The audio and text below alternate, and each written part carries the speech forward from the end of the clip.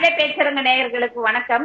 இன்று நம்மோடு நீட் குறித்து பல்வேறு கருத்துக்களை சொல்றதுக்காக திராவிட இயக்க தமிழர் பேரவையிலிருந்து தோழர் சாரதா தேவி அவர்கள் இணைஞ்சிருக்காங்க.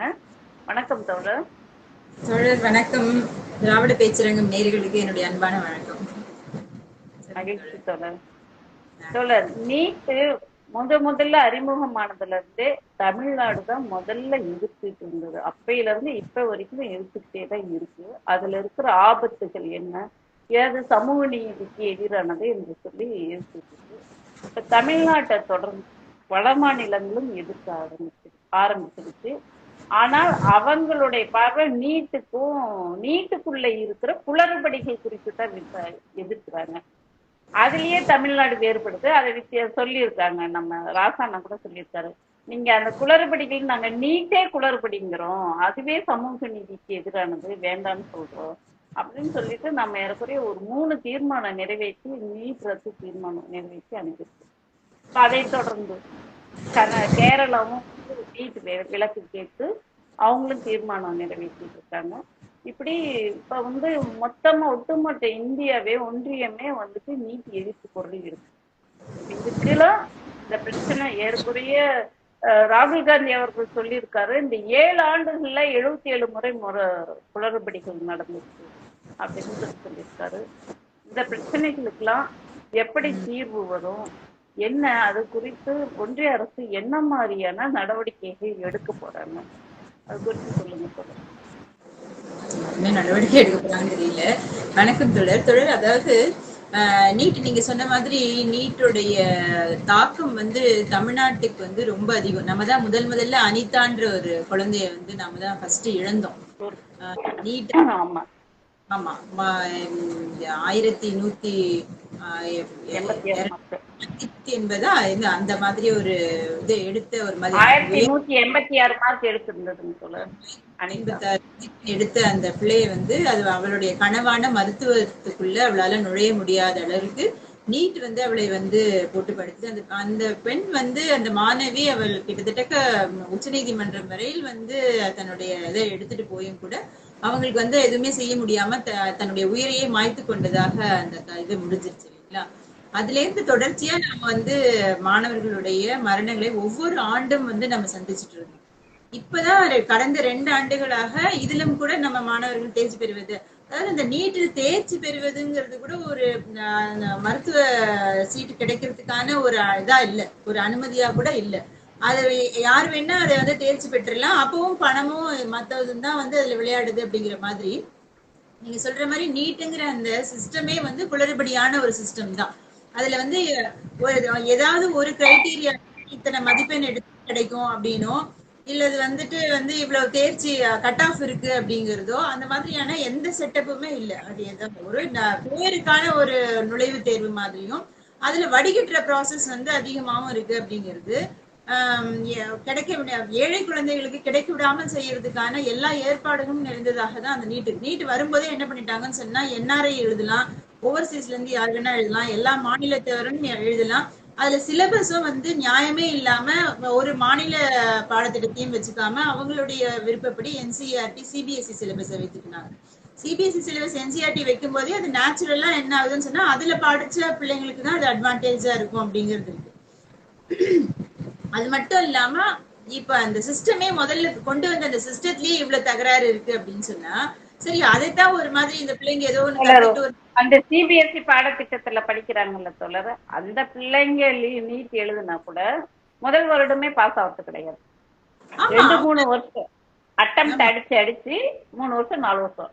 இதுல தொய்வாகிற பிள்ளைங்க நீட் டாக்டர் ஆகணும், இதுதான் என்னுடைய கனவுன்னு நினைச்சிட்டு இருக்க பிள்ளைங்க 3 வருஷம் 4 வருஷம் அடிச்சு பார்த்துட்டு அதுக்கப்புறம் வேற கோர்ஸ் எடுத்து படிக்க ஆரம்பிச்சிடுறாங்க.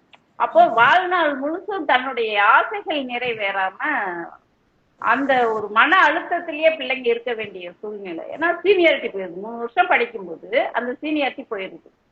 அப்படியெல்லாம் பாவம் பிள்ளைங்க ரொம்ப கஷ்டப்படுறாங்க. மிகப்பெரிய ஒரு கொடுமையான ஒரு விஷயமா தான் அது கிட்டத்தட்ட அந்த குழந்தைங்க 9ஆம் வகுப்புல இருந்தே அந்த நீட்டுக்காக கோச்சிங் கிளாஸஸ் அட்டென்ட் பண்றது, ஒரு நாளைக்கு 15 மணி நேரம் படிப்பது, 12 மணி நேரம் 15 மணி நேரம் படிக்கிறது. ஒரு ஒரு பிள்ளை இன்னைக்கு ஒரு இதுல பார்த்தேன். அவர் வந்து பூ தைக்கிறவங்க, பூ கட்டுறவங்களோட மகளோ ஏதோ சொன்னாங்க. ஒரு ஏழை மாணவி வந்து கிட்டத்தட்ட வந்து காலையில 5 மணிக்கு தொடங்கினா அடுத்த நாள் காலை வரை படிச்சுட்டு இருக்கோம் அப்படின்னு சொல்றாங்க. கண் துஞ்சாம ஒரு 2 மணி நேரம் 3 மணி நேரம் மட்டும் தூக்கத்தை வச்சுட்டு மீதி நேரம் முழுக்க படிக்கிறது. ஏன்னா வந்து ஸ்டேட் போர்ட்ல படிச்சுட்டு இந்த என்சிஆர்டி சிபிஎஸ்இ சிலபஸை படிக்கணுங்கிறதுக்காக அதையும் தொடர்ந்து படிச்சுட்டு இருக்காங்க. இந்த பாடம் சேர்ந்து சேர்ந்து படிச்சு கடைசியில என் வந்து பொண்ணு கூட என்னாச்சுன்னா என் பொண்ணுக்கு நீங்க சொல்ற மாதிரியே தான் அவ வந்து தொடர்ந்து படிச்சுக்கிட்டே இருந்ததுனால ஒரு மாதிரி தலைவலி அதிகமாயிடுச்சு. உடல் ரீதியான உபாதைகள், கண்ணு ப்ராப்ளம் வந்துருச்சு, ஐ ப்ராப்ளம் வந்துருச்சு. அதனால போய் கண் டெஸ்ட் பண்ணி கண்ணாடி போட்டுட்டாங்க. ஆமா, இன்னும் சைடு எஃபெக்ட்லாம் அப்பப்ப வந்துகிட்டே இருக்கும். பாஸ் ஆக முடிஞ்சு 2வது வருஷம் பாஸ் ஆக முடிஞ்சு பாஸ் ஆயிட்டா. ஆனா வந்து இது சீட்டு கிடைக்கல 2 வருஷம். அதுக்கப்புறமா அவளுடைய கனவு மருத்துவ கனவா இருந்தது. இது தொடர்ந்து இப்படியே போனதுனால அவங்க வந்துட்டு இன்ஜினியரிங் போய் சேர்ந்துட்டான் என் பொண்ணு. இன்னும் அவளுக்கு வந்து அந்த உடல் நீர் ரீதியான உபாதைகள் இன்னும் தொடர்ந்துகிட்டே இருக்குது. அப்ப கண்ணு முழிச்சது இந்த மாதிரி எல்லாம் கொடுமை. ஆமா ஆமா, இன்னும் தொடர்ந்துகிட்டே இருக்கு. அதான் சொல்றேன். இது மாதிரி கொடுமைப்படுத்தி அந்த குழந்தைகளை வந்து வதைச்சு கடைசியில அந்த கனவை வந்து அவங்களால நிறைவேற்றிக்கவே முடியாம பண்ற ஒரு கொடுமையை வந்து ஒன்றிய அரசு வந்து திட்டமிட்டு நம்ம தமிழ்நாட்டு மாணவர்கள் உண்மையிலேயே தமிழ்நாட்டுல மருத்துவ கட்டமைப்பு அவ்வளவு சிறப்பாகவும் மருத்துவ கல்லூரிகள் நம்ம வந்து நம்மளுடைய வரிப்பணத்தில் மருத்துவ கல்லூரிகள் ஏற்படுத்தி வச்சு நம்ம குழந்தைங்களுக்கு வந்து என்ட்ரன்ஸே இல்லாம +2 மார்க்கை வைத்தே வந்து நம்ம வந்து நிறைய கொடுத்து நிறைய மருத்துவர்களை உருவாக்கினோம். இந்த மருத்துவர்களை உருவாக்குனது இவங்களுக்கு பிடிக்காம போய் தான் என்ன செய்துட்டாங்கன்னு சொன்னா இதுக்கு ஒரு செக் வைக்கிற மாதிரி தான் இவர்கள் வந்து இந்த நீட் தேர்வையே முதல்ல கொண்டு வந்தாங்க. அதோடைய பாதிப்பு நமக்கு தான் அதிகங்கிறதுனால நாம தான் வந்து நீங்க சொன்ன மாதிரி ஒரு 3 முறை தீர்மானங்கள் நிறைவேற்றி இது வரைக்கும் வந்து பிரசிடென்ட் கிட்ட போய் கவர்னர் கிட்டே நிக்குது, அல்லது அங்க போனாலும் அது வர்றதில்லை அப்படிங்கிற மாதிரியான ஒரு சூழலில் தான் இன்றைக்கு வந்து இருக்கிறது. ஆனால் ஒரு இதா என்னன்னா இன்னைக்கு வந்து பாராளுமன்றத்தில் நம்ம வந்து நம்மளுடைய எம்பிக்கள் அதிகம், எதிர்கட்சியே வந்து ஒரு 100 எம்பிக்கள் இருக்காங்க அப்படின்னு சொல்லும்போது ராகுல் அவர்கள் வந்து இந்த நீட்ல நடக்கக்கூடிய குளறுபடிகளை மிக ஆழமாக படிச்சு தெரிஞ்சுக்கிட்டு அதை வந்து பேசுறாரு. அது ஒரு நமக்கு ஒரு பெரிய அட்வான்டேஜா இருக்கு அப்படின்னு சொல்லி நான் நினைக்கிறேன். என்ன இருக்கு அப்படின்னு சொன்னாக்கா இப்ப நீங்க சொல்ற மாதிரி பல முறைகேடுகள் 7 ஆண்டுகளில் 7,000 முறைகேடா என்ன சொன்னாரு? 77 முறைன்னு நினைக்கிறேன். 7 ஆண்டுகள் முறைகேடுன்னு சொல்லிட்டு அவர் வந்து அந்த மாதிரிதான் நடந்திருக்குது. உண்மையிலேயே வந்து பாத்தீங்கன்னா ஒரே சென்டர்ல ஒரு 40 பேர் வந்து எழுதியிருக்காங்க. அவ்வளவு பேரும் வந்து 720க்கு 720 எடுத்திருக்காங்க. அந்த மாதிரி எல்லாம் வாய்ப்பே கிடையாது அப்படின்னு சொல்றாங்க. ஒரு பிள்ளை வந்து பாருங்க, ஒரு குஜராத்ல 21 மார்க் எடுத்திருக்கு. இந்த பிசிக்ஸ் கெமிஸ்ட்ரி இதெல்லாம் 21 31 இப்படிதான் எடுத்திருக்கு. நீட்ல பார்த்தாக்க 720 மார்க் எடுத்திருக்கு. எடுத்திருக்காங்க. அப்போ எவ்வளவு வந்து இதுல முறைகேடுகள் நடந்திருக்கு அப்படிங்கிறதுதான் வந்து தெரியுது. அன்பார்ச்சுனேட்டா பாத்தீங்கன்னு சொன்னா இவ்வளவு முறைகேடுகள் நடந்திருக்கு. உச்சநீதிமன்றம் ஒரு எக்ஸாமே கேன்சல் பண்ணிட்டாங்க. பேப்பர் லீக் ஆகுது அப்படிங்கிற பிரச்சனை வந்து பெரும் பிரச்சனையாகி ஒரு எக்ஸாமை கேன்சல் பண்ணிட்டாங்க. கேன்சல் பண்ணிட்டு உச்சநீதிமன்றத்துல வழக்கு நடக்குது. உச்சநீதிமன்றம் சொல்றாங்க அவ்வளவு பெரிய பாதிப்பு இல்லைன்னு சொல்லி அதை வந்து நம்ம கேன்சல் பண்ண முடியாதுன்னு சொல்றாங்க. 2 மாநிலத்துல நடந்ததுக்கெல்லாம் கேன்சல் பண்ணணுமான்னு சொல்லி கேக்குறாரு. நான் என்ன சொல்றேன்னா இவ்வளவு பேருடைய தலையெழுத்தை வந்து மாற்றக்கூடிய ஒரு தேர்வை முறைகேடு நடந்திருக்குன்னா முறைகேடு தான் அது. அது எப்படி அதை வந்து முறைகேடாவே கருத்தில் எடுத்துக்கல, அவ்வளவு தூரத்துக்கு அது ஸ்ப்ரெட் ஆகல அப்படின்னு சொல்றாங்க. இதில் நிறைய பேருடைய இன்ட்ரெஸ்ட் இருக்கு, நிறைய பேருடைய வந்து பணமோ ஏதோ ஒரு ஆர்வத்தின் காரணமாகத்தான் நம்ம இதெல்லாம் செய்யறாங்க, ஏதோ ஒரு சாதகத்துக்கு தங்களுக்கான சாதகத்துக்கு தான் இதெல்லாம் செஞ்சுட்டு இருக்காங்க அப்படின்னு சொல்லி தோணுது. நேற்றைக்கு கர்நாடகால வந்து தீர்மானம் நிறைவேற்றி இருக்காங்க, நீட் வந்து ரத்து செய்ய வேண்டும் அப்படின்னு சொல்லி அவர்களும் தீர்மானம், 3வது மாநிலமாக அவர்களும் வந்து இந்த தீர்மானத்தை நிறைவேற்றி இருக்கிறார்கள். நான் என்ன நினைக்கிறேன்னு சொன்னா இப்படி இந்தியா கூட்டணியில இருக்கக்கூடிய மாநிலங்கள், இந்தியா கூட்டணியை ஆட்சி செய்யக்கூடிய மாநிலங்கள் மட்டுமாவது நீட்டை இப்படி வந்து தொடர்ச்சியாக ரத்து செய்து தீர்மானங்கள் நிறைவேற்றி அரசுக்கு அனுப்புறது ஒரு பம்பார்ட் பண்ணணும். தொடர்ச்சியாக தாக்குதல் நடத்துவதன் மூலமாக ஒரு அழுத்தத்தை உண்டு செய்ய முடியும். ஒரு அழுத்தம் இன்றைக்கு வந்து கிரியேட் ஆச்சுன்னு சொன்னா கட்டாயம் நீட்டுக்கு ஒரு நல்ல ஒரு விடிவு காலம் கிடைக்கும் அப்படின்னு சொல்லி நான் நினைக்கிறேன். இதை வந்து தொடர்ச்சியாக எல்லா மாநிலங்களும் பின்தொடரணும். தொடர்ந்து இதை செய்ய வேண்டும் அப்படின்னு சொல்லி நான் நினைக்கிறேன். இன்னொரு தோழர் சொல்லியிருக்காங்க, அந்த இந்தியன் மெடிக்கல் கவுன்சில்ங்கிற அந்த அமைப்பு இருக்கு இல்லைங்களா, அதுல வந்து நாம எல்லாருமே வந்து மெம்பர்ஸா இருக்கோம்.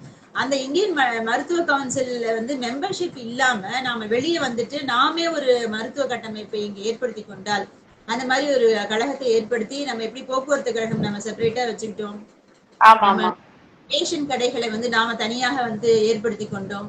அப்படி நம்ம மாநிலம் வந்து பல விஷயங்களை நாம அட்டானமஸா நாமளே செய்து கொண்டதை போல இந்த மருத்துவ கட்டமைப்பையும் மருத்துவ கவுன்சிலையும் நாமளே வந்து ஏற்படுத்தி கொண்டு அதை நாம பின்பற்றினால் இப்படி பல மாநிலங்கள் செய்து அது ஒரு பெரிய அடியாக கூட்டமை ஒன்றிய அரசுக்கு மாறும். அது வந்து ஒரு ரீகன்சிடர் பண்ண செய்யும் அப்படிங்கிற ஒரு செய்தியை கூட இன்றைக்கு நான் படிச்சேன்.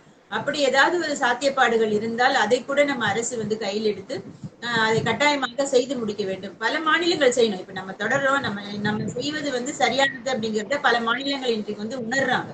நம்ம மொழி கொள்கையாகட்டும், நம்மளுடைய இந்த நீட் எதிர்ப்பாகட்டும், எந்த விஷயத்திலையும் நாம் வந்து ஒரு சரியான தெளிவான ஒரு முடிவுகளை நாம் எடுக்கிறோம் அப்படிங்கிறதுல எல்லா மாநிலங்களும் நம்மை பின்தொடர்வதற்கு தயாராக இருக்கிறாங்க. அப்ப நாம இதுலயும் கூட நம்ம ஒரு எக்ஸாம்பிளா நம்ம ஸ்டார்ட் பண்ணிட்டோம் அப்படின்னு சொன்னா பல மாநிலங்கள் இதை செய்யும் போது கட்டாயமாக ஒன்றிய அரசுக்கு வந்து இது ஒரு பெரிய அழுத்தத்தை கொடுக்கும். அவர்களும் வந்து பாஜக ஆளும் மாநிலங்களிலே கூட இதுக்கு எதிர்ப்பு வர ஆரம்பிச்சிருச்சு நீட்டுக்கு.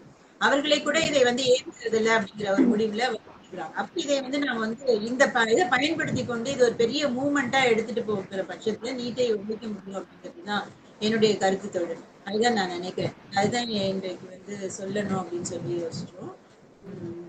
இது ஒரு திட்டமிட்ட நாடகம் மாதிரி தோணுது போல. வந்து மெட்டியை கழட்டுறவங்க, தாலியை கழட்டுறவங்க, தலையில ஹேர் பின் இருந்தா அதெல்லாம் கழட்டுறவங்க.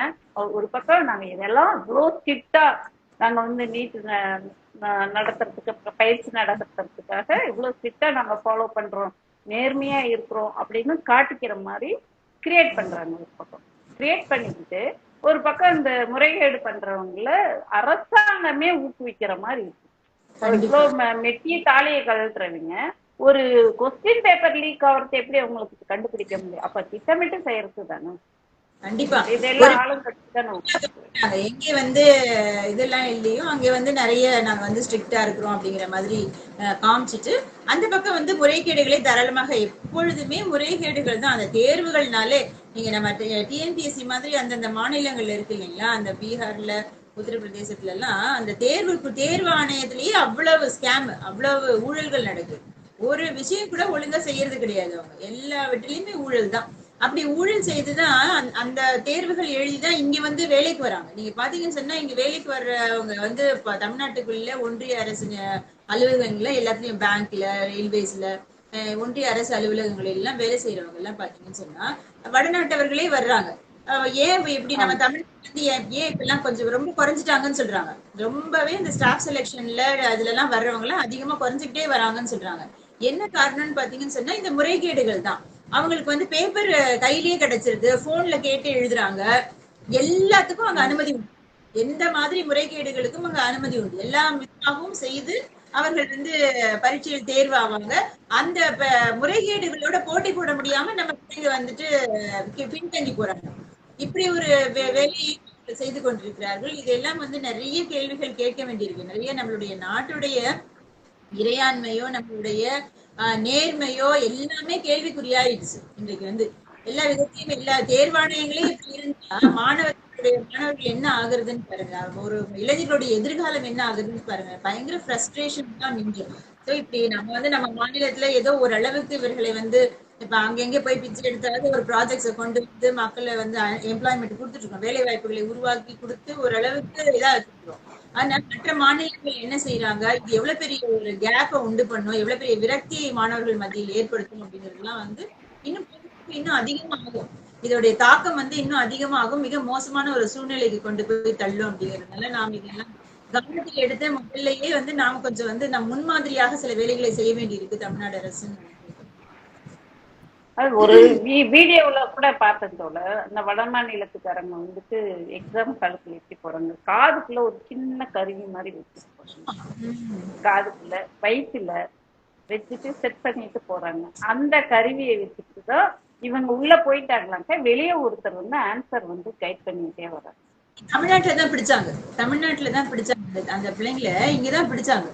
அவ்வளவு மோசமாக வந்து வந்து நடந்து அப்படின்னு சொல்லி இங்கதான் அதை பிடிச்சு அவங்கள வந்து ஒரு 4 ஒரு ஒரு செட் ஆஃப் பீப்புள் அப்படியே ஒரு 6-7 பேரை வெளியே கொண்டு போனாங்கன்னு நினைக்கிறேன்.